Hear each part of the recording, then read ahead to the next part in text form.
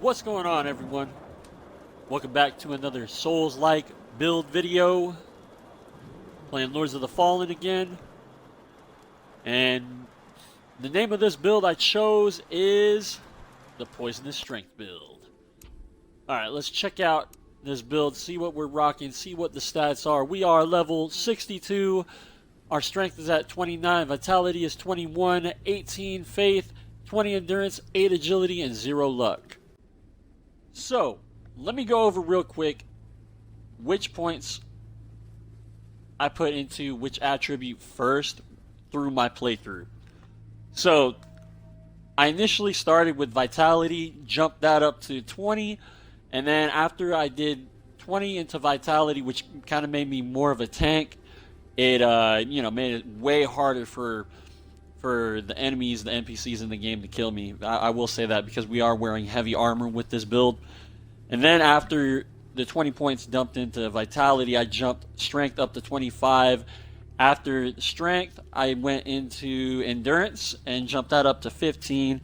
And after endurance, I started focusing on faith, and I jumped faith up to 18 points because 18 is a requirement for one of the abilities that this build really uses. It's bread and butter pretty much. So 18 faith is a must for this build.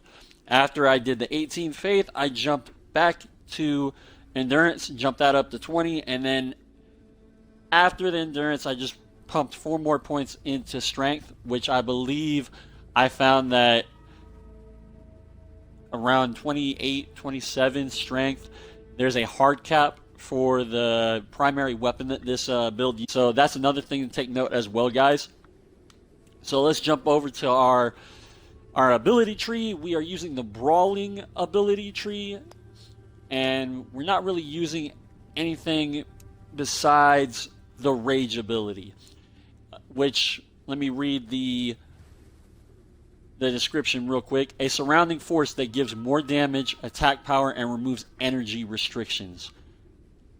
So essentially what this build, what this ability does is it gives you a higher damage output, and you don't lose any stamina at all whenever you're swinging or attacking at all. So that is the bread and butter of this build and why it is so good. Another thing to note as well, I did start with the warrior class, which is kind of like the knight class of Lords of the Fallen's class tree at the beginning of the game. So not only did I start with that, but I also found out through testing that the warrior class is over encumbered at the very beginning of the game, and the game doesn't even tell you that. So what I did to make it to where I medium rolled and I wasn't fat rolling, I just took off the gauntlets and I took off the shield, and I just two-handed the weapon that they gave me at the beginning of the game. So that is the abilities, that is the specs. Let's jump over to the inventory, check out what we're rocking. We are using for the weapons. Let's go down here. Which weapon did we use at the very beginning? We used... Where is it? There it is. Steel sword first, because that was the starting weapon for the warrior class. And then we jumped up to the butcher, which is right here. The butcher axe. And you get that right after you beat the first warden, I believe. After the butcher, we jumped up to... We found Fate, the Fate axe, which we used that for a good distance, distant, can't even talk, good distance in the game until we found or got a hold of the Guardman Great Axe, which we used that all the way up to about mid-game, and then we got our hands on the Stain Hammer. And why this weapon is so good and so worth using is because you get it from beating the Beast boss, which is like I said, about mid-game you run into him. But there's a catch, though. This is the special version of his hammer, which you can only get from not stepping into any of his poison pools. Let me show you guys what the difference is real quick.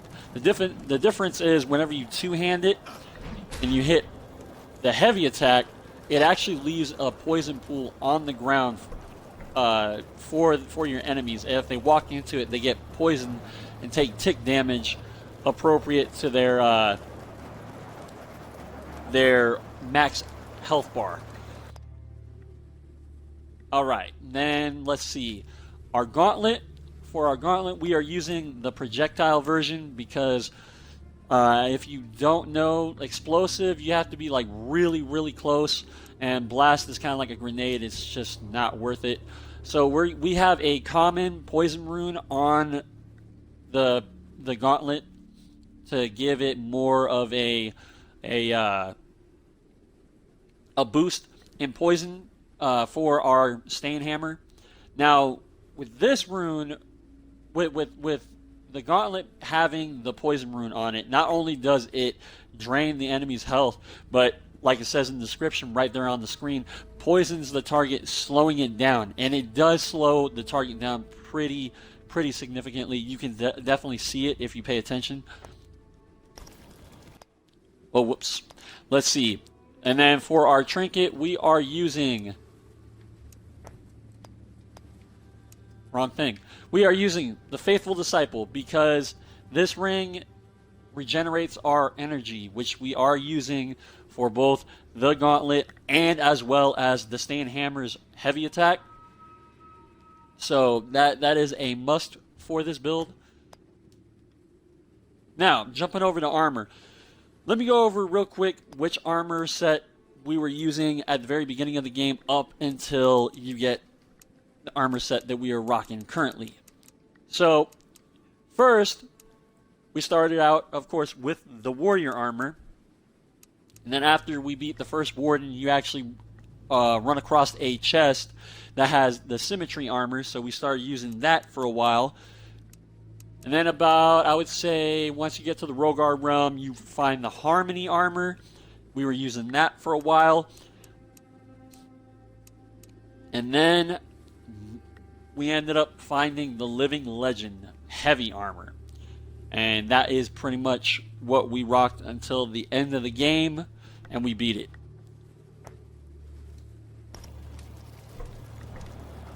So that is the specs for the build, the armor, and everything else. If you guys are new to the channel, welcome, man. I am God's Chosen One. For those of you guys that are returning, man, you guys are amazing as always.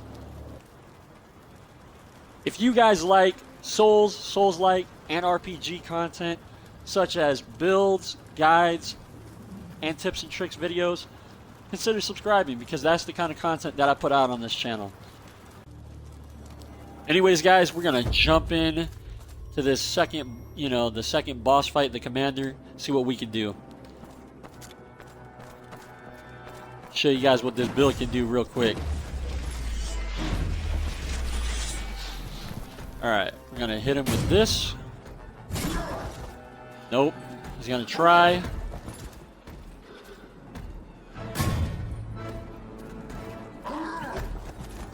We're gonna keep dodging his attacks. But we're gonna keep applying pressure though too. There we go. I think what we're gonna do is we're gonna pop some rage. Yeah, here we go. Go to town on him. Oh, alright, he shielded up.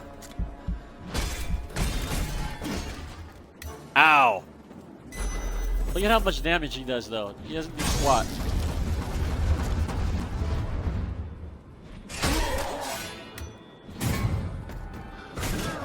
There we go. Now, this boss fight does take some time because this guy, uses a great shield a lot, and that's like one of his main things that he uses. So just keep that in mind. Like this fight will, isn't gonna be. It is not going to be very, very quick to beat.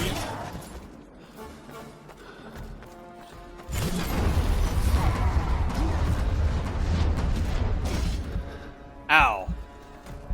Now, the rage doesn't last very long either, by the way. So you want to get in, deal your damage, and get out. There we go. This is what we wanted. This is what we wanted. There we go. That was good. Grab our XP. Now, let me show you guys something. Oh, well, never mind. He's dead. I was going to say, let me show you guys like how the poison works on the build, but he didn't stay alive long enough for that to happen. Yes, there we go. This is what we want.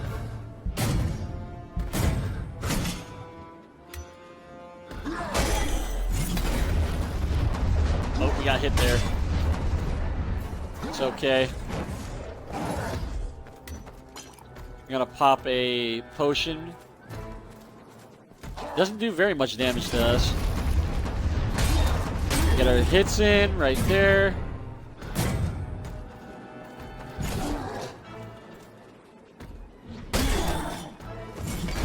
Roll behind him. There we go. Half his health bar is gone now. There we go. This is what we want. You pretty much just kind of want to stay up in his face.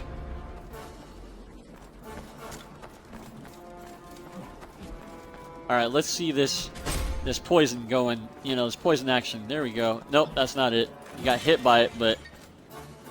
Alright. He's poisoned now. Slowly ticking. That didn't last very long, did it? We gotta kill this guy, though. We got another one coming. Alright, he's dead.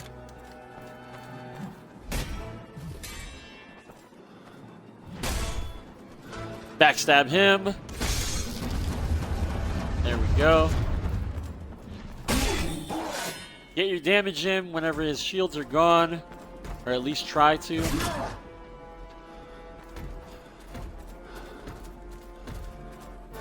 Come on, guy. Ow, I got hit there.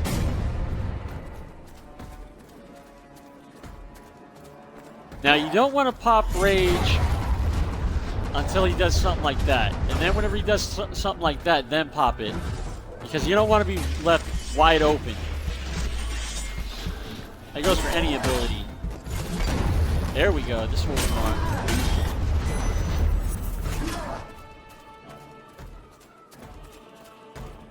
Come on.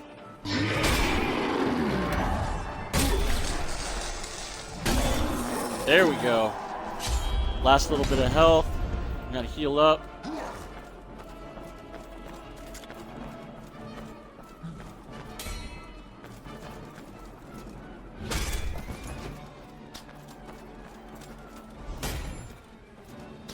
Ow.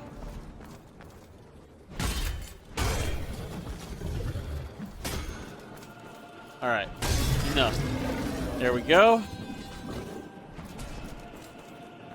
This guy doesn't like to sit still. There we go. Smacked him. Got the poison going. Keep it going. Look at that. Just easy to apply pressure, and you can apply pressure from a distance as well. That's the best part about it. There we go. Now again, this fight you're not gonna get through very quickly. But he's almost dead. There we go.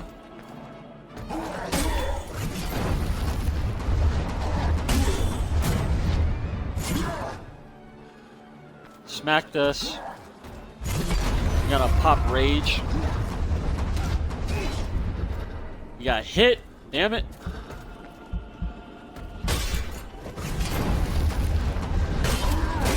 There we go. There we go. There's big damage.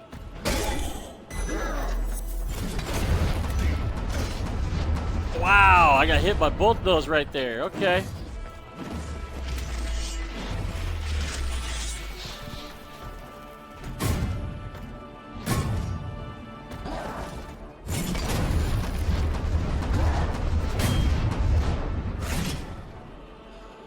Alright, we're gonna need to heal. Not like he does enough damage to really kill us, but still.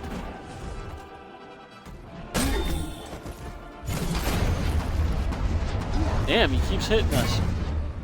That should be it. There we go. A little tedious with the boss fight, but, you know, the build does its job, you know. Hits hard, even, like, hits the commander through his shield a decent, you know, does a decent amount of damage even through his shield, so. At late game, you do a pretty good amount of damage, man. This build is very fun to use as well because it utilizes poison.